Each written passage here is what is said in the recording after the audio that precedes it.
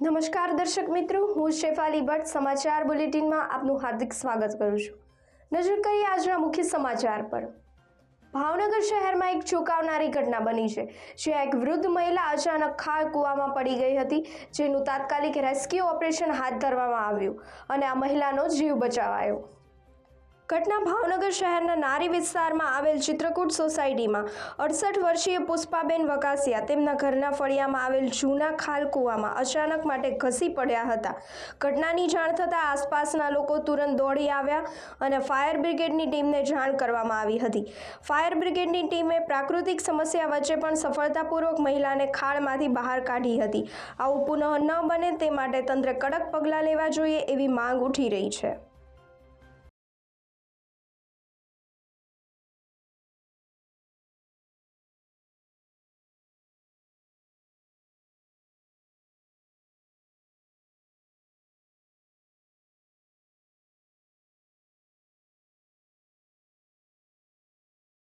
દુલાભાઈ વઘાસિયા ગામ નારી ચિત્રકૂટ સોસાયટીમાં અમે રહીએ છીએ। અમારી બાજુમાં અમારા ભાઈ બી થાય છે। એ ખાળકૂવાની ઉપર નીકળ પસાર થતાં ખાળકૂવો બેસી ગયો અને માલકોરી ગરકાવ થઈ ગયા। પછી અમે અવાજ સાંભળીને અને દોડીને આવ્યા, જોયું બધું।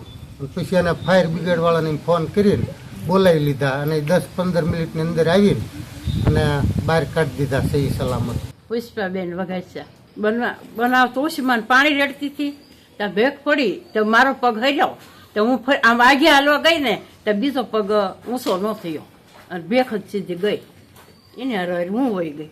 પાણીનો ઉફાળો આવ્યો એમાં બહાર આવી, પછી એમને ઊભી રહી ગઈ અને પછી પાણી ડોકું જ આવી ગયું, પણ એમને ઊભી રહી ગઈ, પછી વધ્યું નહીં પાણી।